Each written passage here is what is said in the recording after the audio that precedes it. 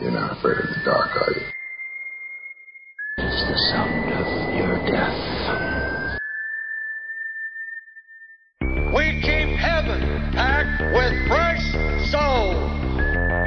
The peak of your civilization. It can't be bargained with. It can't be reasoned with. It doesn't feel pity. You're an errand boy.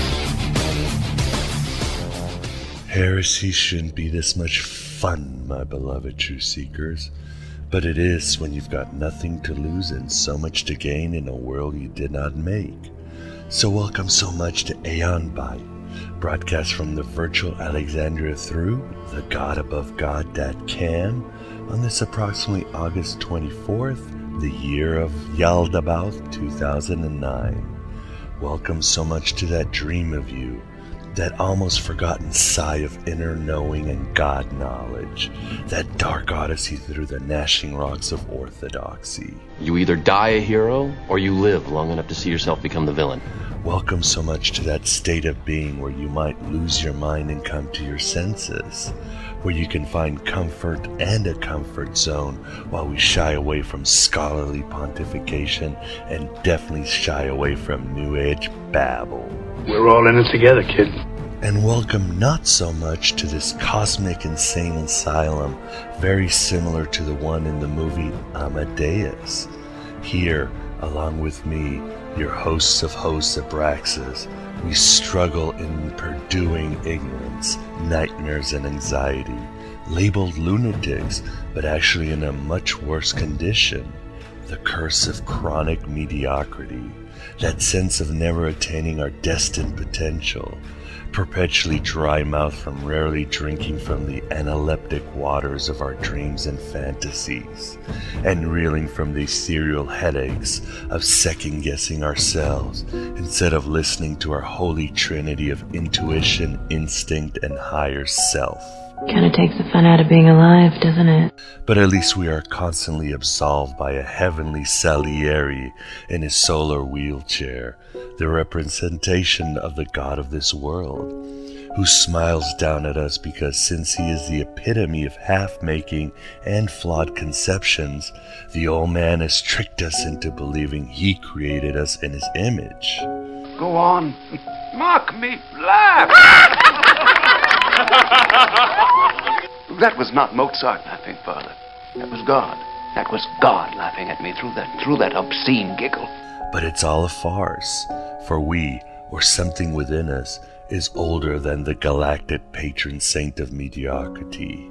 Something within us is more valuable and destined to leave this asylum called the Kanoma, Maya, or world of forms if we just unleash the Aeon Mozart symphony written in our hearts before time and space existed, and attain our orchestra seat above all the heavens, all the paradises, and all that was and never was.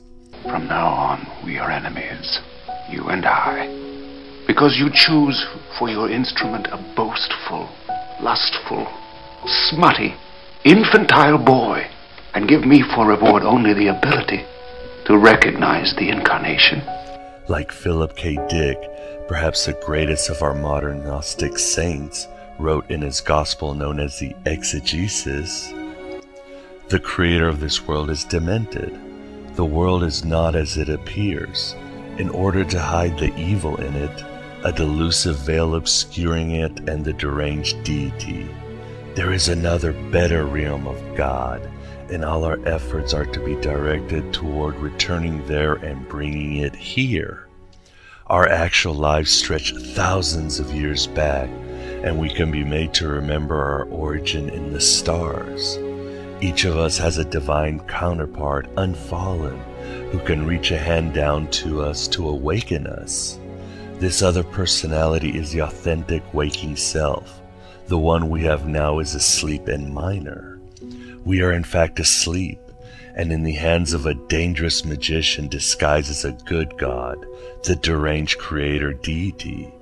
The bleakness, the evil, and the pain in this world, the fact that this is a deterministic prison controlled by the demented creator, causes us willingly to split with the reality principle early in life, and so to speak willingly fall asleep in delusion. You can pass from the delusional prison world into the peaceful kingdom if the true God places you under His grace and allows you to see reality through His eyes. And like I repeat every week, you know the process to achieve this Empyrean liberation. I'll just say it's from the Greek word for knowledge and leave it at that. Oh, but don't forget that one smell of colitas rising up in the air.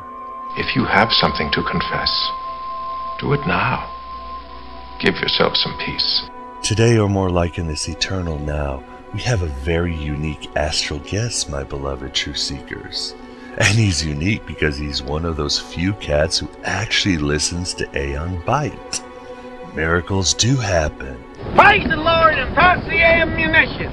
But beyond that, our astral guest is unique because he's one of those truth seekers who has decided to take a dangerous stand against a tragic malady that happens all too often throughout history. And that is the Medusa of literalism, turning an esoteric art into unloving, unevolving, and static stone. 300 years ago, you'd have been burned at the stake. Actually, it's more than one esoteric art, as we shall soon hear in detail. Joining Aeon Byte for this controversial and perhaps lachrymose reality about the faiths of unreality is Keith Nicholson, author of Above, Below, Within, Planetary Magic and the Greek Gods. My friend Keith, in his book and interview, reveals that most of the participants in the revival of the magical Neo-Pagan religions, from Wicca to Hermeticism, from Thelema to goddess worship, have lost their way in that insanity of choosing mediocrity. Better to reign in hell than serve in heaven, is that it? They all now languish in padded cells of status symbolism. They languish in small psychic cages of pageantry over substance. They languish in New Age triviality over occult heroism. And they certainly languish in the killing word of dogma instead of the emancipating spirit of a symbolical life Carl Jung thought of as essential for individuation. Greed, self-dishonesty, and the watering down of arcane lore have weakened the modern neo-pagan religions to the point of spiritual impotency. Why are you messing with the fantasy? We know about the reality. Don't ruin the fantasy, okay? Like the Gnostic sage William Blake once wrote, prisons are built with stones of law, brothels with bricks of religion. And Keith does not hesitate in his clarion call to all you witches, ceremonial magic participants, astrologers and divinators, and all manner of spell weavers and adorers of the old gods and goddesses. We have found the witch, may we burn her? To wit, you're probably sleeping with the enemy right now without even knowing it. Time to put away that dreaded Harry Potter cipher mentality and get back to basics. You are a smelly pirate hooker. Keith's book, Above, Below, Within, will certainly raise the hackles of many out there belonging to the fringe doctrines, for his message is also directed to Gnostics, Kabbalists, and other mystics of the Abrahamic faiths. I think you're confusing nice and evil again. Therefore, this program is very pertinent to Aeon Byte's central theme, a program not only about Gnosticism, but its brethren in the esoterica. Besides the toxic rust of orthodoxy, we've done past programs on the corruption of Buddhism and other cousins of the Gnostics, various secret societies, once lionized but outdated theologies, and much more. Heck, we've ranted aplenty against modern Gnosticism itself from our various guests, including a Calvinist Presbyterian minister we once hosted. And there are of course my endless caveats against those knowers of the unknown who have become disloyal to the divine plan of Pistis Sophia. Did I make it clear that your job is at stake? After all, someone has to watch the watchman, right? Being counterculture often creates a stale culture in itself when the new bosses become no better than the old bosses. Outland domains left to their own recourses can become despotic fiefdoms as suffocating as the kingdoms of mainstream religiosity. The esoterica can congeal in clumps of dead ideology if it's not always free-flowing through the streams of meta-history. The road to hell is paved with good intentions and Nobel Peace Prizes. And the Demiurge or cosmic ego always has a way of infecting his internal T-virus that makes the loftiest Greek academy into a den of thieves and money changers. God's so smart, like Jeopardy smart. Keith makes a very common sense yet sober case, my beloved true seekers, and you can find out more about him and his cause at nolamagick.com, nolamagick.com. Furthermore, his book is also a newbie guide on how to acquaint yourself with the magical traditions without being robbed by yuppified occult stores or pyramid scheme high priestesses, how to honestly practice and approach magic with or without a K, and how to find yourself a real coven or secret cabal instead of a gaggle of Renaissance fair dressed, tattoo-ladled, pseudo-goth-looking emos going around saying, "Merry meet. Pagan is capitalized, you know." Or, "I didn't join Wicca because I was overweight." Really? Mama, Mickey is an astrologer. I don't believe in that sort of thing personally. Astronomy is one of the many tools of the devil. Keith even includes a number of easy-to-follow spells if the sorcerer's path is something you're interested in as a viable mystery to the expansion of consciousness. I am putting myself to the fullest possible use, which is all I think that any conscious entity can ever hope to do. Personally, I believe in trying everything spiritual once and mixing and matching like a good prescription. I've worshipped at Shiite mosque and attended Baptist services. I've taken communion from Catholic and Gnostic churches. I've indulged in theogens with shamanistic groups and been initiated into secret societies. I practice various forms of meditation, deep prayer and chanting, revive and recondite rituals from the Nag Hammadi library to induce gnosis, and yes, a magical rite or two. I admit even following certain axioms from some New Age tomes such as The Power of Now or The Four Agreements. I may sound like a lunatic, but I'm not crazy. It's all fun and games until someone loses a third eye. So let's keep our journeys fun and games, and let's watch over each other, lest we find ourselves eternally trapped in the asylum of the saint of mediocrity, the creator God Jehovah himself. That God does not like you, never wanted you. In all probability, he hates you. So sit back and let your ego go, my beloved true seekers. Light up some tobacco or plant substance in honor of your favorite fire deity. Make sure you've got some fuel in your cup because coffee is for closers, and you're going to need all your wits about you after you've expelled the archons of political correctness to truly absorb the poignant, incendiary proclamations of our guests. Oh, and Keith Nicholson and his southern charm gets quite colorful during our interview. So you might want to make sure there are no minors around your computer or in your car if you're listening to Aeon Byte on CD. Unless you're from Chicago or New Orleans.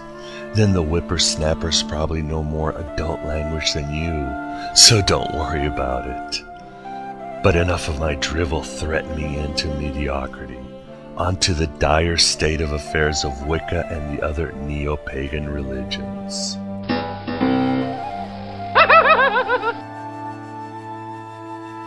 If he didn't want me to praise him with music, why implant the desire and then deny me the talent? This is the Aeon Byte interview, and with us today we have Keith Nicholson to talk about his new book, Above, Below, and Within. And by the way, Keith is also losing his virginity. How's your first time there, Keith? Oh, a little bit nervous, but I'll tell you what, I actually wanted to hear some more of your dribble, because that's actually the best part of your show every week. Don't say that. Don't say that. The last thing I need is a big head, man. Why don't you tell us, Keith, a little bit about yourself, how you became a witch, and why did you decide to write Above, Below, and Within? Like everybody else in this country, I was born into a Christian family, and in my case, I grew up in rural Alabama, outside of Birmingham, between Birmingham and Huntsville, and this was in the early 60s and 70s, and you can imagine the Southern Baptist Convention has their teeth sunk in there. As a child, for some reason, some local church picked me out of a crowd. I don't know how this happened even to this day. And at 8 years old, I was given a full scholarship to their Christian academy, which of course was Southern Baptist Convention based. And they even set up a trust fund for me to go to seminary after I graduated high school. As a matter of fact, there's a big running joke there was that the senior pastor used to slam on the pulpit every Sunday and say, "That little preacher boy is a godly little boy. He's still more people ever going to hell than a busload of Baptist deacons." But it didn't. It was really a wonderful experience looking back on it, but going through the experience, it was hell. It was hell on earth, because the deacons board and the pastoral staff, they would go on these continued learning courses all across the country, sometimes even to Europe and to South America, and they would bring back these wonderful, wonderful books in this this archaic, almost Shakespearean, King James language, books that were written in the 1800s, and they would bring them back and they would give them to me. And as a little kid, 9, 10, 11 years old, instead of Playboys tucked under my mattress, I had this bookshelf that was full of these academic tomes. Now, all the research and everything was, of course, slandered because they were from Christian apologists. But back then, Christian apologists actually told the truth. They is comparable to the volumes that Acharya S. and Jordan Maxwell have come across in their academic careers. But here I am, this little 9, 10, 11-year-old kid, and I can't read Greek or Latin or anything like that. Don't have any desire to until I get to seminary. But the text actually explained. They never used the word astrotheology, but they actually explained that the gods of the pagans were based on astronomical objects and the forces of nature. And so as a little kid, I would sit there, and when Hercules, the cartoon, would come on, I would sit there and think, oh, well, he's the sun, and this is this, and this is that, and that's... And I was comparing and contrasting mythology and religion even at that early age, but I didn't know I was doing it. I did the same thing with cartoons and the same thing with comic book characters. I was absolutely obsessed with mythology, with comparative religion and comparative mythology. Well, as I started getting older, when I hit the junior high years, going into high school, I kind of matured a little bit in my outlook, and I started unconsciously comparing and contrasting the biblical characters. And that caused a lot of problems for me. Needless to say, at 14, I was expelled, banished completely from Coosa Christian Academy School, and I was sent out from the church, never allowed to return again because I asked the questions. And they didn't want to answer the questions. The senior pastor told me, he said, well, I know this. You can't get your indoctrination papers from the seminary unless you know this, but these are things that we do not mention to the laity. And he never would explain why. So I became an atheist. But at that time, atheism didn't have the pretense and the arrogance that it did today. As far as I knew, at 14 years old, in Alabama, in rural Alabama, I was the only person who would ever have said there is no God and here's why. I never, even the most hardcore drunken slut sitting at the motorcycle bar, or killing his wife out behind the barn, even they would say with a bloody knife in their hand, "Oh, of course Jesus is real and I love God." You know, that's something that would never be said. Go forward 30, 35 years. You know, now we have the internet. We have more than 5 stations on television. We're a mobile society, and we're a little bit more sophisticated. Education standards have come up a little bit, and now people are free to say, "I'm an atheist" or "I'm a non-believer." But when they do that, they puff their chests out and they stand up just a little bit straighter. That wasn't the case back then. I was spiritually isolated. I was taken from a private Christian school and thrown into the public school system. Most of my course study had been biblical study, had been seminal study, pre-seminal study. So here I am, I'm sitting there and I'm thinking, algebra, English literature. I had absolutely no idea what I was doing in school. My grades were horrendous. But every night I was at home, and instead of doing my history homework, I had my Bible out. But I could not divorce myself from the fact, as stated by many other great scholars in the past, that the gods were based on the weather and on astronomical objects. As I went through my late 20s to early 30s, some really big shit happened in my life, and I go into it in great detail in another book that I have that's being revised right now since Hurricane Katrina, but I won't go into it now. But some major shit happened to my life and to a member of my family, and I was completely 100% alone. Excuse me, I'm getting choked up here. I had no one to turn to that could offer me any type of emotional or spiritual help, because I had none of those connections. I had no church where I went to, or there was no coven, or no nothing, a support group, or nothing of that nature. I did exactly what everybody else does in that situation. When they start going through the 5 stages of grief, I started bargaining. So I said, well, I confused myself with logic, and I said, well, this is straight out of the Old Testament. I'm being punished. My family is being punished because I've turned my back on God. And what did I do? I jumped right back in the baptismal pool, head first, both feet sticking up out of the top. And I lived a fundamental Southern Baptist life for 2.5 years. I equated the Bible, even though I knew better, even though I knew that the gods weren't real, and even though I knew the stories were figurative, they were allegory, they were life examples for us. Even though I knew that, I had that hope. I had that just enough guilt and shame in the back of my head because of being in a ostracized from a mainstream society, because I was an atheist or non-believer, that I dove in, became a fundamentalist, and I used the Bible as a spell book. Now, I had never heard of Wicca. I had never heard of didn't know that there were occult shops anywhere where I could go and get cards read, nor what tarot cards would be. But I said, okay, well, it says here in the Old Testament, God says, I will be your God and you will be my people if you do A, B, and C, and if you do A, B, and C, I'll give you D. Well, I did A, and I did B, and I did C, maybe even did C a couple of times. Well, D never came around. I never got the result.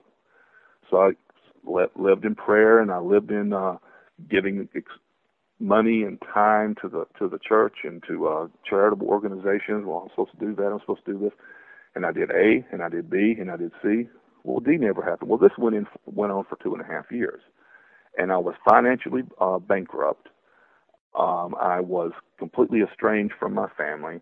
I had a great personal tragedy that had happened, and I had saw absolutely no end in sight. And any time I went to a pastor or a counselor or a deacon or somebody and I gave them my problem, they said exactly the same thing every time. Well, when you get right with God, He'll take care of it. And the first way to get right with God is to start sending in your tithes and donations.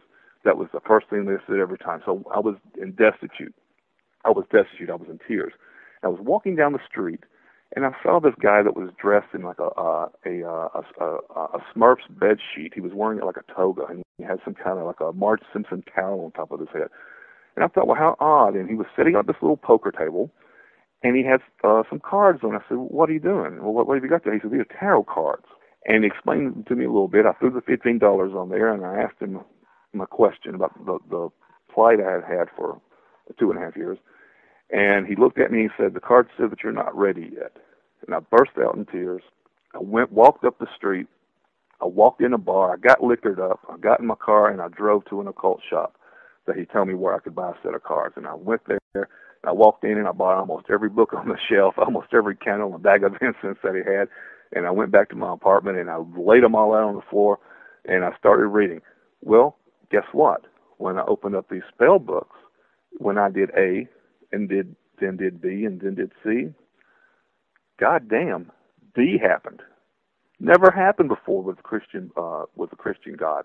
Never once happened. So, well, this is just coincidence. So a couple of weeks went by, got out another book, read it from cover to cover, opened it up, did A, did B, did C, D happened. My life's never been the same since. Why don't we get to the crux, or one of the main themes of your book? What do you see as some of the major problems that have beset the Wicca/Neo-Pagan community in the last decade or so? The problems within the Wiccan and Neo-Pagan community are the same problems that we have in the Gnostic community and the same problems that we have in the Christian community, in all religious or magical religious communities, is the fact that we live in the esoteric. I say we, I'm talking about broad strokes here, not each individual, but the majority, 99% and more, they live in the exoteric. They read the mythological stories and they take them as literal fact. As an example, on some of the Gnostics that I've met since having discovered your Coffee, Cigarettes, and Gnosis, and then Aeon, Byte, I'll begin to talk to somebody about comparative mythology and this and that, and they want to come up and they're locked. The majority of them are locked into this. Well, this was real. Okay, I know it's figurative, but it's really real, and that's the same way it is with the pagans. They will come up and they will swear by the great goddess and the great horn god, and they'll do this and they'll do that, but their lives aren't any better. They never go that next couple of steps and apply the mythology to their lives. They never take a step farther. It's kind of like buying a car. Going in, reading the financial agreement, and agreeing on it verbally is one thing, but it doesn't mean a goddamn thing until you put your name on there and then they send it off to the credit union. And that's exactly what happens in these communities, is they do not sign the contract. They sit there and they read their books, and they'll light a candle and they'll throw glitter and confetti up in the air, and all is well, and they run around in their little costumes. I compare them with the majority of them with Trekkies at Star Trek conventions. But their lives never get any better. And they're sitting there and they're hurting and they're broke and they're underemployed and they have bullshit relationships, and the family situation's horrendous, and they can't pay their rent on time. But they want to talk about how great and wonderful the goddess is. And it reminds me of the small Baptist church out in the middle of a cotton field somewhere, where all these broke, never had any, can't get me any, never will have any people that are sitting there putting their portion of the Social Security check in the offering plate, and they think that some inept, impudent God is going to do something for them. And that's one of my big hang-ups and pet peeves in magical religious communities, is that I believe people have to take a step back, look at their mythologies they're reading, and understand that they are mythologies, and then apply those principles and those stories to your own individual lives. Now, magic does work, and I don't know if the gods came and gave it to us, if extraterrestrials came and gave it to us, if it's part of our human brain psyche workup, or if whatever other possibility there is, magic fucking works. Witches do not practice witchcraft in our society today. I have an email from a man who runs a very large coven in the UK. Received it yesterday. He was a priest in the Church of England. He was ran out. Now he started a coven, has a large coven group.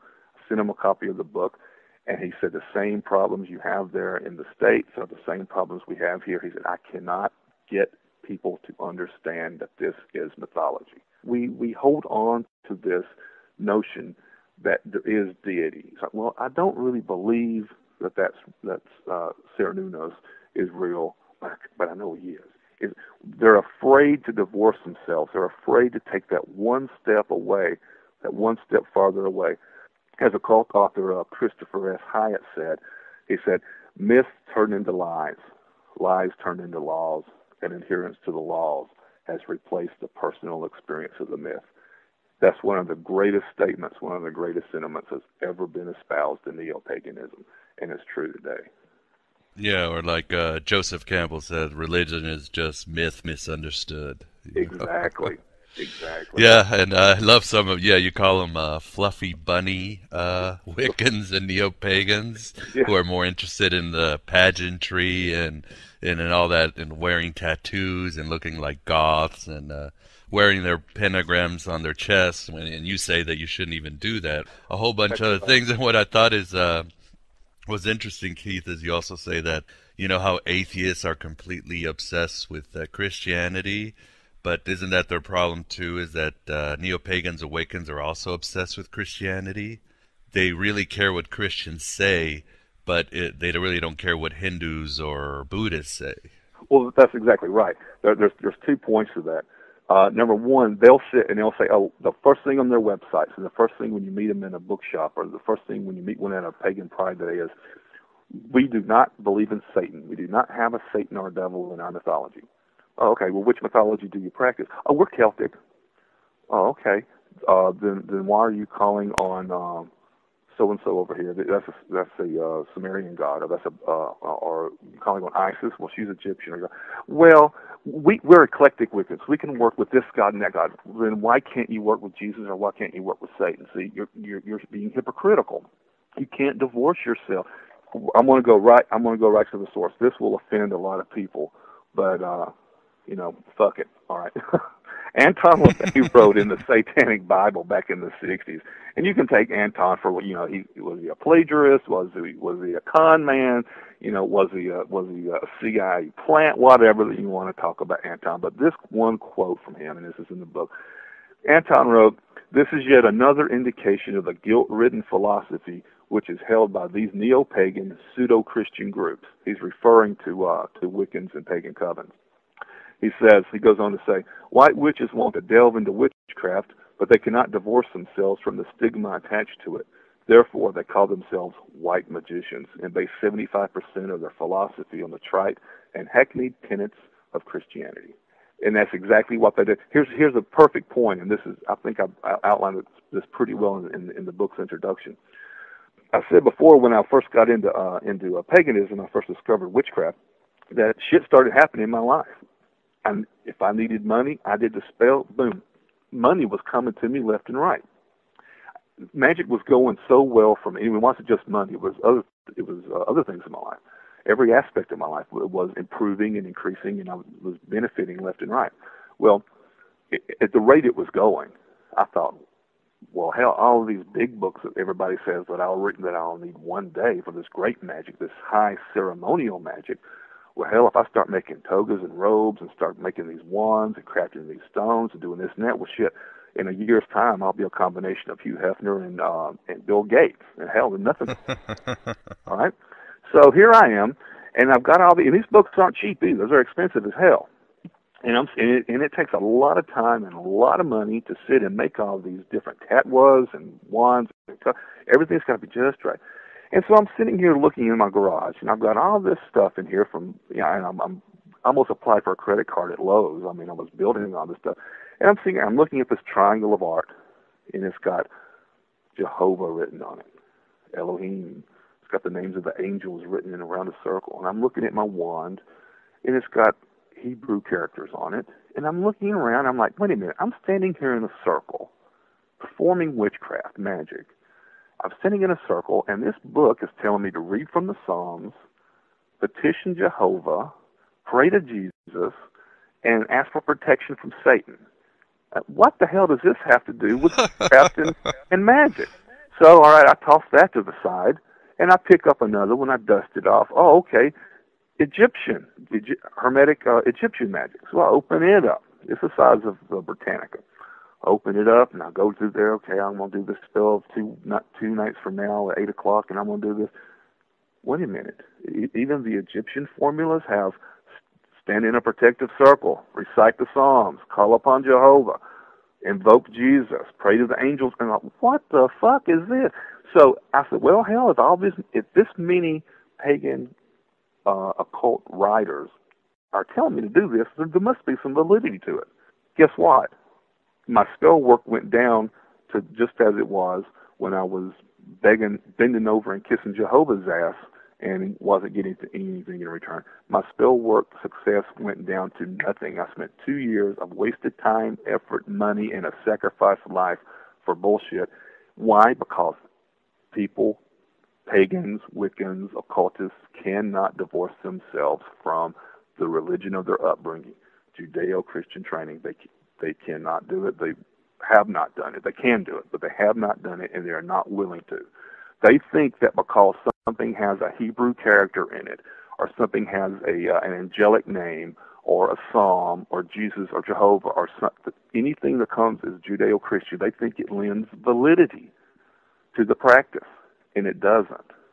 Another very interesting point to bring up, Keith, but is that there really is no such thing as white or black magic, right? It all comes from the same source. No, you're exactly right, and I fell into that trap even after years of study and successful practice, and a lot of unsuccessful practice. I fell into that. This book initially was a book titled Black Magic for the Solitary Practitioner. I had a different twist on it. It wasn't a black-white thing. It was kind of a righteous indignation statement that I was trying to make. And I look back, and when I look back at those files, I had recovered some of the files after Katrina and Hurricane Katrina. I said, wait a minute, this is not correct. This is all from the same source. The planets, the raw elements of nature, and the psychology of the human being.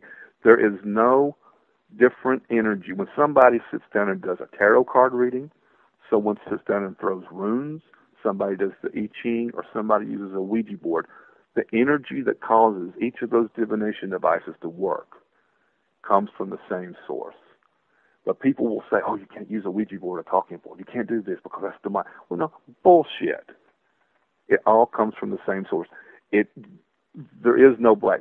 People get in now. If you look at some famous pagan authors, especially some ones with Llewellyn publications, they have every color under the rainbow for magic. Well, there's gray magic, there's green magic, there's brown magic, there's pink magic, there's white magic, there's gray magic. You stay away from that gray magic.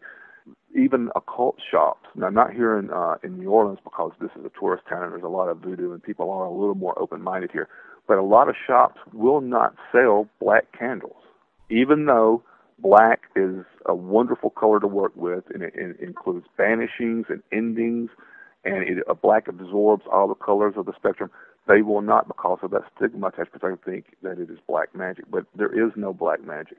Now, if I sit here and I construct a voodoo puppet, and I start throwing nails into it to kill my landlord, and she dies, I've not committed black magic.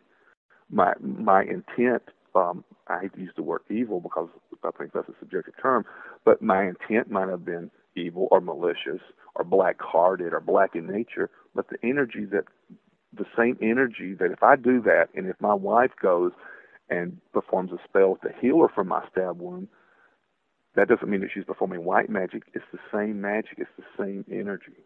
Well, it goes into the intent. It goes into your state of... Oh, bullshit. We perform magic. We do mundane things to receive or achieve magical results, to receive results that we otherwise couldn't normally obtain. And that has no color to it. It has no duality to it, not even polarity. Another thing that the Neo-Pagan Wiccan community kind of tiptoes around is that you write that it's no problem whatsoever to use magic for material purposes, for self-gain and all that. And that right there is like a no-no these days, isn't it? Oh, man.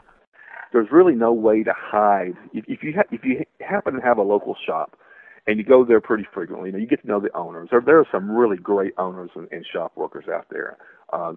The rest of them I pretty much hammer pretty hard in the book because there are a lot of charlatans. There are a lot of people who are selling trinkets to tourists and fleecing the sheep. But there are a lot of really, really good ones out there. If you're standing there, you've got a book in your hand, or if you're looking at a statue of a god, and you look over and you see somebody gathering spell supplies, well, you know what the kind of spell they're going to perform if you have any experience. I mean, you know if they're getting a particular kind of incense, a certain color of a candle, or whatever type of bead or oil or fragrance. You pretty much have a ballpark idea. One of the reasons that pagan shops can't stay open, I don't know if you know this or your viewers, listeners know this, but pagan shops have an attrition rate of about 99%, and that's not an exaggeration. Pagan shops open up and they close.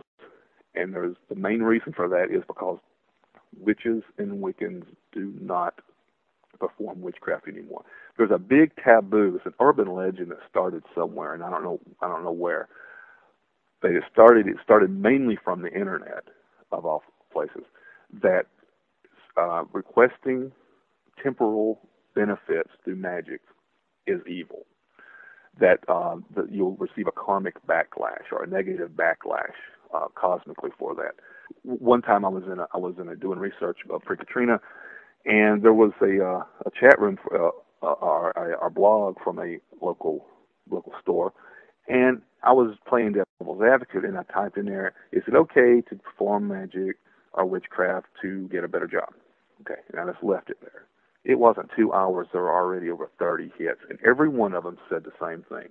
Every one of them said, now, what if you already have a job, and then you take a job from some mother who has a child that she has to support, then karma's going to come and get you. Now, what if you've caged that employer into giving you a job even though you're not? All this list of, now, goddamn, why don't you go back to the Baptist church if you want all these now don't, thou shalt not? You know, this was bullshit. And the sad part of that, and I loved that part because I got my ass on my shoulders, and I hit that keyboard, man, and I was just flying into them. And then the sadness happened. All these little bitty posts started coming up. All these little kids, and I say kids, I mean newbies, neophytes in paganism said, I'm sorry for asking last week how to do a spell to get this, or I'm sorry about, every one of them said, the other newbies apologized for having requested for spell work formulas in the past and swore that they would never do it again because they didn't know that it was detrimental to them spiritually. Now, how sad is that? What other purpose does magic have? Oh, I can answer that because this is in 4 books on my bookshelf, and I've got bookmarked 50 websites where this asinine bullshit claim is that the only acceptable spell request or spells to be performed are for A, healthier houseplants, B, honoring the goddess, and C, to enrich yourself with goddess-type love. Bullshit. Go get a sparkler and a bag full of confetti and go out to the park and watch the squirrels and the ducks on the water because that's about the same benefit you're going to get. People can believe whatever they want. I'll never be able to change it. Nobody will ever be able to change asinine belief. It's here with us. It's been here with us throughout history. It'll continue to be with us. But there are people that are hurting. There are people who have been raped figuratively raped and abused by the Christian church, whether Catholic or Protestant. There are people who are downtrodden, who are brokenhearted, who are poured out in the Spirit. The people that Jesus Christ supposedly came for to nurture and to save, and they've been turned away and they've been shunned by these asshole deacons and these son-of-a-bitch preachers out here. And what do? They're just like I was. They have nowhere to turn. They have no support system. Their family says, well, no, you just got to keep going back. You just got to keep... And when they find that tarot card reader out on the street, or they find that little shop, or they find that website, and then they say, maybe there's some help. Maybe I can have a better life. And then what happens? Some piece of shit welfare mother sitting on a computer 23 hours a day is telling them, no, you can't have a better life. It's wrong. As in essence, the preacher will tell you you're going to hell. And the overweight, obese welfare mother on the internet, she'll tell you you're going to hell. But we don't believe in hell. But guess what? You're going to hell. And it's sad, and it breaks my heart. Meet the new boss, same as the old boss, huh? Exactly. And it's for those people that I wrote this book for. This was not an ego thing for me. This one was written for everybody who's been run out of the church and has turned to paganism and to Wicca and to witchcraft to have a better life, and the doors have been shut to them there. I even put this in the back of the book that I can't remember which chapter it is, but this is not an ego thing for me. This book is not a money thing for me. Anybody who ever calls me or emails me and says, I really want a better life, can I have a copy of your book? I'll send it to you at no cost to you. I'll do that because that's how important my mission is to help these people. And incidentally, while we're on the subject, there's going to on my website, if anybody wants to order this book, $5 of every book goes to Aeon Byte as a donation. On there, I don't know. Well, thank you. Anybody listening to this broadcast, anybody who ever sends me an email, when you order a book, if there's not a way to get that message to me, email me right away and tell me, my name is Joe Blow, and you're about to get an order from PayPal. I heard you on Aeon Byte with Abraxas or Miguel, a Gnostic dude. $5 of that will go directly into this, because you do a very, very, very, very wonderful service, and I don't know if you realize that or not. I already had my spiritual life wrapped up in a label sewed on it when I discovered your site through a Cherry S through her site. When I found your site, I fell in love with it. Even though I disagree with some of the authors, I disagree with some of the points on Gnosticism. I think it really needs to go deeper and to peel off the exoteric and get into the esoteric more. But you do a great service. You really do, and I applaud you. And you've had some really big names. When I looked through the archives, when I've ordered some shows of yours in the past, I was really surprised at some of the people that you've had on the show. Oh, well, thank you very much, Keith. Yeah, I've been blessed by the guests, and I do what I can with my little venture, like we all do. But thanks a lot. Appreciate it. And I haven't even cast a spell yet, like you advised me to. I'm already getting $5. Cool. But anyway, another misconception that you bring up in your book, Keith, is the concept of karma and the afterlife. How has that been misrepresented in the Wiccan Neo-Pagan community, in your opinion? Oh, you're going to get calls on this one. I hope so.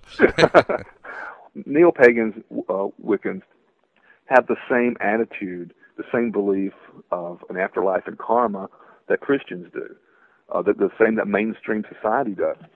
We are the only species on the planet who is arrogant enough to actually think that we are entitled to, for one, an exclusive relationship with God or the divine or the creator or the force. Number two, we're the only ones who feel like we're unique enough or self-important enough to warrant having a life after we die. Humans cannot grasp death, the concept of death. It blows our mind. It staggers us. We completely shut down. We cannot handle the notion that Jeffrey Dahmer, when he died, he ended up with the same fate that little Adam Walsh did. We can't comprehend that. We can't comprehend Mother Teresa. You take the religious aspect off of her.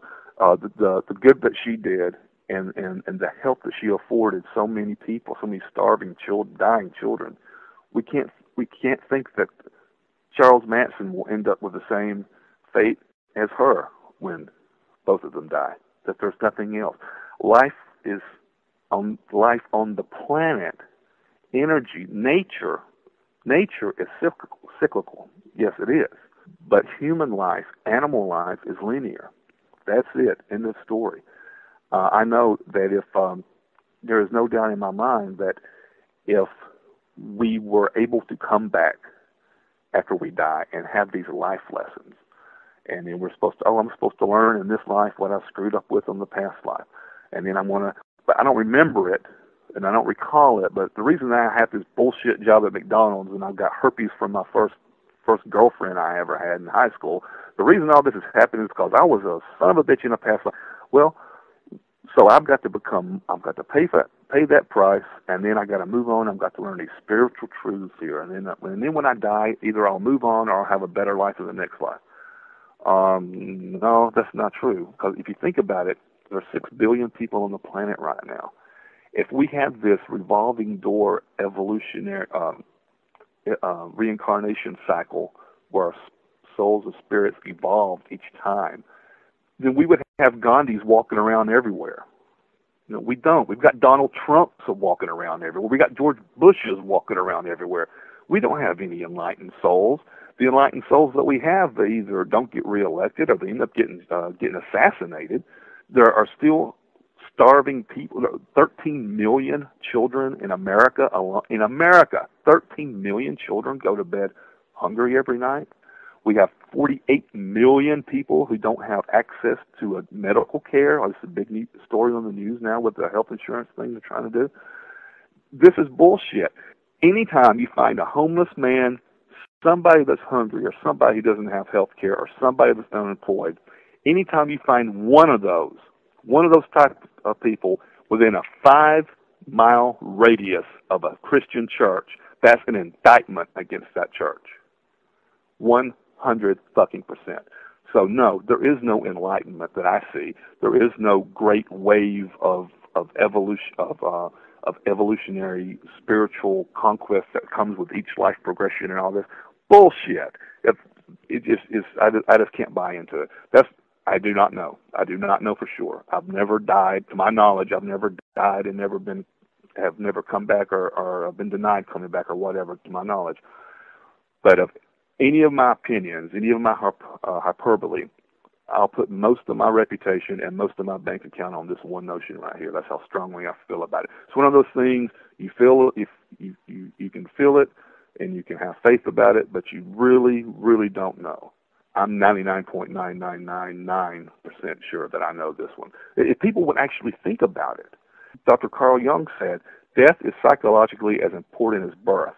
Shrinking away from it is something unhealthy and abnormal, which robs the second half of life of its purpose. Now that pretty much sums it up. We spend our entire lives denying the possibility of death. And we okay, you know, like when you're going down the road and you have a car wreck and your neck is broken and you wake up and you're in the hospital and you got the police around you, you got your family, and you got your dog and the flowers. And so everybody says, what happened? Well, I don't know. You know that flash of blackout that you have? Well, that's a psychological construct that saves us from repeating that trauma over and over and over again. Otherwise, it would just fuck us up so bad we would not be able to function in society or in our private lives. That's what we do with death. We don't accept that. We don't accept we put that amnesiac safety valve there. We apply that to death, because what happens when our son dies? Our son is killed in a car wreck, or our son is killed in some other manner. What do? You break down and cry. You can't believe it. You're for a moment there. Your life is over. All meaning is gone. Blah blah blah. Then the religion comes in. Well, you know, it hurts me and it kills me, and I hope he didn't feel any pain, but I know I'll see him again one day. I know he'll be sitting there waiting on me on the other side. I know when I go and I see the White Sox beat the shit out of the Cubs, I know that he's going to be. I know that he's going to be sitting in my lap, helping me eat that hot dog, because that's what he loves. You know, that's sweet and it's romantic, but it's a safety valve, and it's a safety valve that is on too many people. Initially, okay, you have that safety valve. No, but after an amount of time has passed, we have to let that safety valve go, and we have to accept death, that things are finite. Energy dissipates. Another issue you bring about in Above, Below, and Within, you do give a lot of practical advice, spell work that you can do right there and then, and in a modern age and context, and also that. But once again, you say that Wiccans and Neo-Pagans drop the ball when it comes to the whole sex thing, like Skyclad and Great Rite. Could you explain what Skyclad and Great Rite are, and what is the problem with pagans and Wiccans and sex?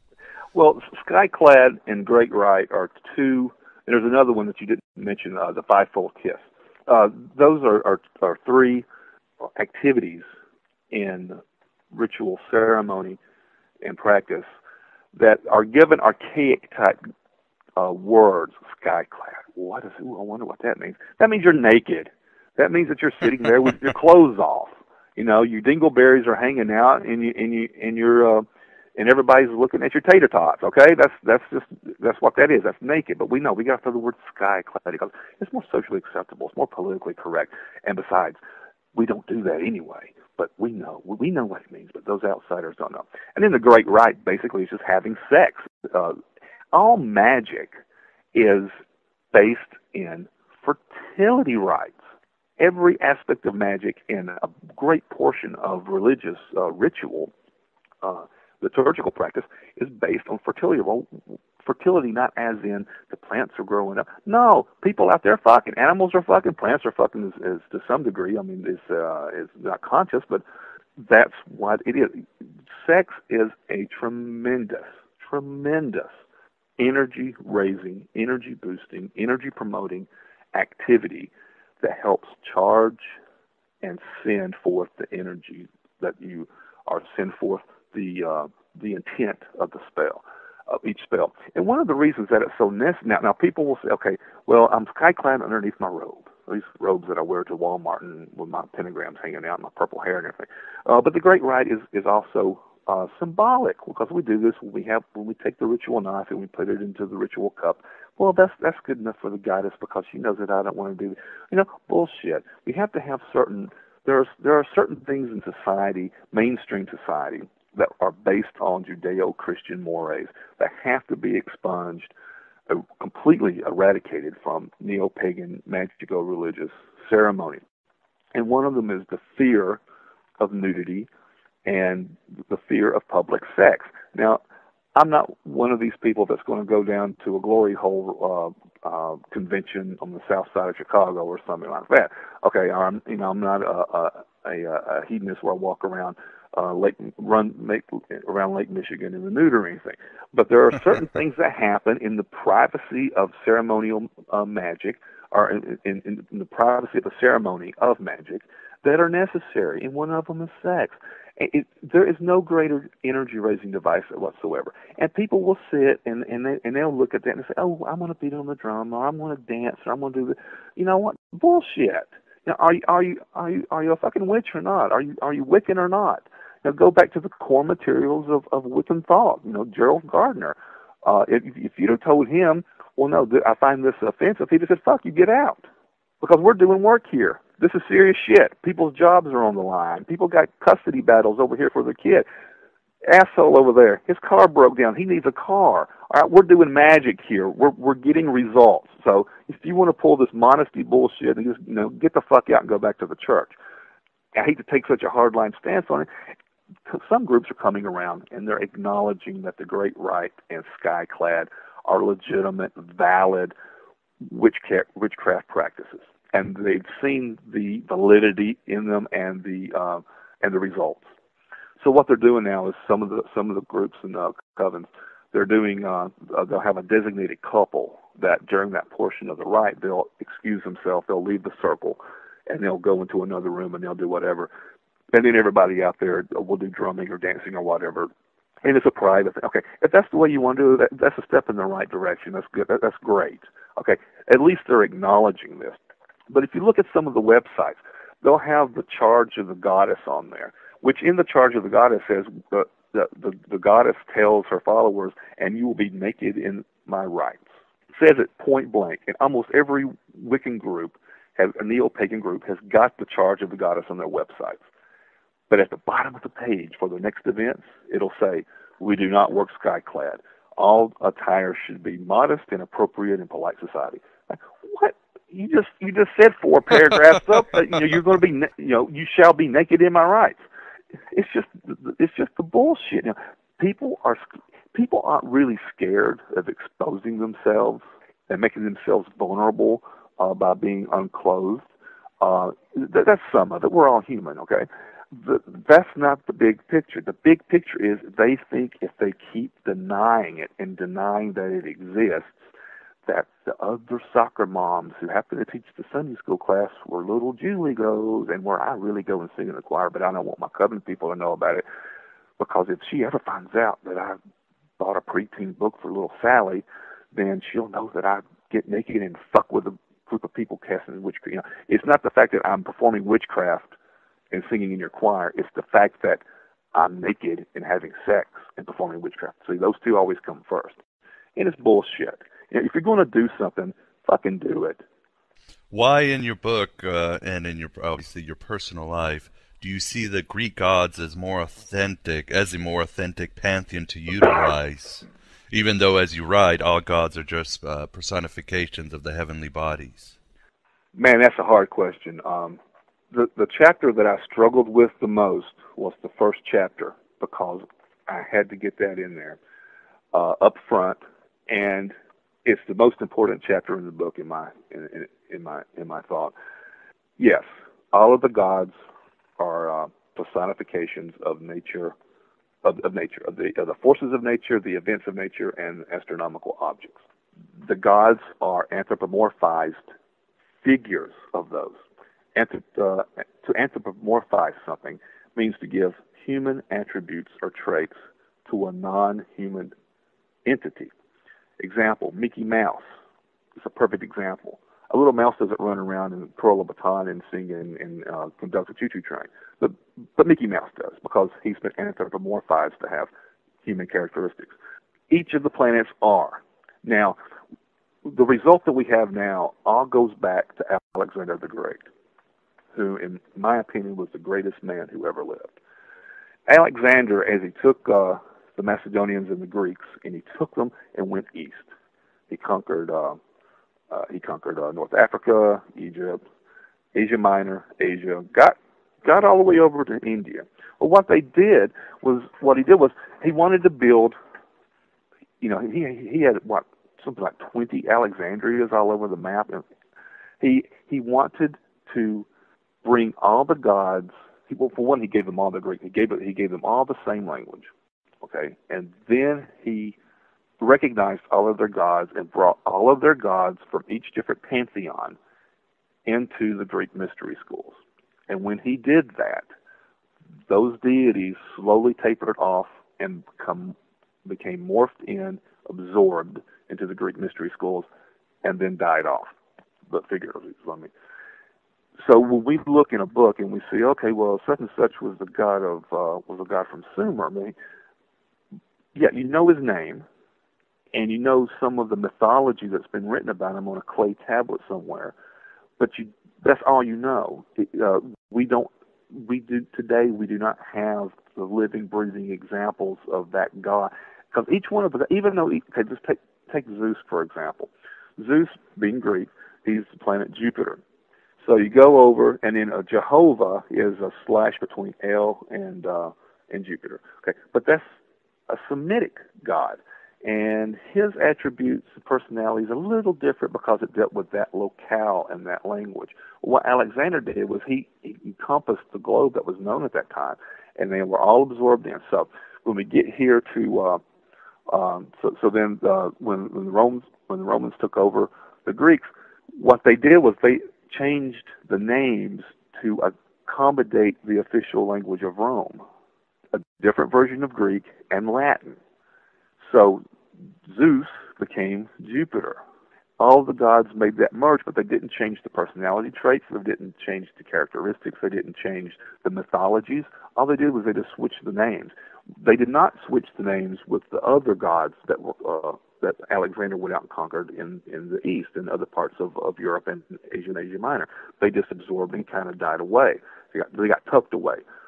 When Constantine came in and legalized Christianity and said, "Okay, here it is, guys. This is the new game in town.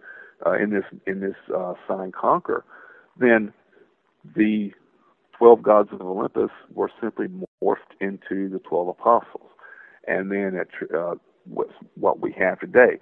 But in our present day society, that's only two steps. Okay, that's only 2 steps removed to the Greco-Roman gods. What we have in our society is more of a based more on Greek society than on any other society. We everything from our style of politics to the expression of our religion, to the Olympics, to medicine, psychology. NASA, in its heyday, named all of its spaceships and its space programs after the names of the Greco-Roman gods. As a matter of fact, they're starting, they say in 10 years, we're going, this was on the news 2 days ago, they say we're sending a rocket to a spacecraft, manned spacecraft to Mars. And what's the name of the rocket propulsion system they're using? Ares. Ares is the Greek name. Mars is the Latin name for the Roman planet. We have more cataloging and more first-hand practical knowledge of the Greco-Roman gods in our society than of any others. I always found it strange that when I was a beginner and I had successful spell work practices with the beginner books, I would sit there and I was told to call upon these Celtic or these Norse gods, call on Thor or call on Cernunnos or call on this one or that one. But part of the ritual was you had to do it on this particular day that was associated with the planet. And so I would sit there, and in the preparation of spell work, I would open up my mythology books that I had purchased because of the planets, and I would read the biographies of the planet Jupiter, and I'd read Zeus's biography, and read Ares, Mars, and I would do that invocation, and then I would invoke this other Norse or Celtic god. And so I thought, well, wait a minute, this doesn't make any sense. I'm invoking two different things from two different pantheons, from two different cultures and two different times. So I got to looking around. I got to thinking, okay, NASA with that, with the Greek gods, Alexander, the apostles. I got to looking around here and there and everywhere, and I got to looking in. I found an old psychology textbook at a used bookstore when I was looking for some occult books. And I was looking through there, and the names of all these diagnoses and all these psychological syndromes were based after the gods of Greek mythology. And I'm seeing, wait a minute, this is the real deal here. So I did a little experiment, and I went 2 months where I performed witchcraft without the invoking the Greco-Roman gods on the days of the week. In my Book of Shadows, I listed the successes if there were any. And then I did 2 months of calling just the Greek gods exclusively. It was unbelievable. Point by point, far outweighed anything, any type of spell, any system of magic. Whenever I eliminated the Greco-Roman gods, it failed. Nothing happened. Whenever I implemented the Greco-Roman gods, success, and almost instantaneously, because I had so much energy that was built up in the statues that I purchased. I had so much energy charged in those. Ares gets shit done. And here's the way I see it. To me, it doesn't matter the reasons of the Greek gods, why the Greek gods. It doesn't matter this pantheon versus that one. It works. It fucking works. I guarantee if people will go with open hearts and outstretched arms, and will take this book and read it, and if they'll perform the spells that are listed in there and are the formula, if they'll use the formula that's listed in there, you will get results for a better life. It's happened for me. It's happened for others. Ares gets shit done. And Zeus, I've worked with Zeus. I've worked with almost all of them. And there are times, there have been times when something hasn't come to fruition. There's times that I've had a disappointment. But you take one disappointment out of 30, hey, I'll take those odds anytime. Well, Keith, that's about all the time we have today. I'd like to thank you a lot for coming on and telling us about your new book, Above, Below, and Within, and all the great stories, advice, and wisdom you brought. And hopefully you can shake some nests out there, shake some covens. I hope so. I want them to. I want them to shake away from covens. I want them to go to their altars and start performing magic again. That's the point of the book. Do you mind if I give my website address? No, go ahead, please. Okay, it's NOLAMagick.com. That's one word. NOLAMAGICK. NOLAMagick.com. Well, thanks a lot, Keith, and good luck with the book. Thank you very much, Miguel.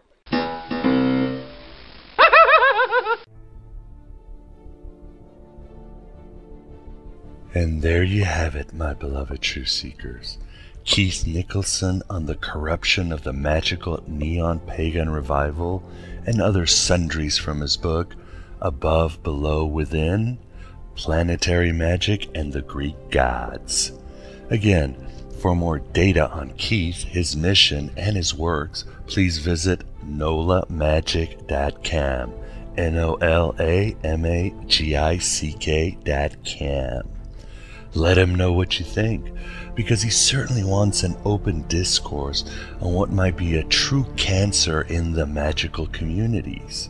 And like I have stated often that I will send programs of Aeon Byte to listeners with holes in their pockets, Don't forget that Keith will send you a copy of his book at no charge if you are in omnious need for a spiritual alternative in these days of vapid new religions, Inquisition-style atheistic movements, and the pressure cooking of the Abrahamic faiths on a collision course. And also don't forget to mention Aeon Byte if you order his book, so you can give a little respite to my money-losing shoestring venture. If you felt offended or some discomfort from the interview, don't see it as anything to worry about.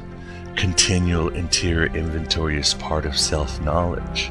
Like the Gospel of Thomas explains, being disturbed can be the dawn of an ethereal amazement never experienced before, but obviously it takes some bravery, honesty, and psychic turbulence. And like a wise man once said, every choice is half chance. If you don't take a risk in your inner growth and transformation, you'll never leave the insane asylum of the patron saint of mediocrity. He destroyed his own beloved, rather than let a mediocrity share in the smallest part of his glory. He killed Mozart and kept me alive to torture. 32 years of torture, 32 years of slowly watching myself become extinct. And like our blasphemous guest points out in his book, for those of you Neo-Pagans who would like to play victims, pagans at one point had no problem persecuting Christians. Furthermore, from the writings of such classical figures like Celsus or Platonius, we know that pagans had quite a lot of bile towards the early peaceful Christians. And we certainly know that no mainstream religion has ever liked the Gnostics. We've never persecuted any other dogma, but we've been at the wrong end of the sword or stake or pen for most of history. Then again, maybe it's good Gnosticism has never stuck around for too long. No ideology is immune to the Demiurge's heavenly roofies. Who knows how terrible a Gnostic tyranny might appear? Actually, in one of my novels my agent is trying to publish at this moment, I do put that case, my beloved truth seekers. It's pretty chilling. But until then, we are the Gnostics. We are still the rainbows in the dark. We are the adventurers into the nebulas of the subconscious, and the explorers past the uncharted territories of the planets and the stars. We are the myth makers, dark dreamers, and oracles of impossible secrets. We are the veterans of 1,000 psychic wars, and we've set the controls to the heart of the sun. Divided we stand, together we rise. We're writing our own gospels and won't get fooled again by the gospels of false prophets and their cash registers. I am Abraxas, broadcasting at the virtual Alexandria through the GodAboveGod.com. The road is ended, the song is over. Thought I'd have something more to say, but don't cultivate any troubles, my beloved truth seekers, because like heaven above you, the spy that loved you, I'm keeping all of your secrets safe with me tonight. Hello and goodbye as always. He was the wizard of 1,000 kings, and I chanced to meet him one night warm.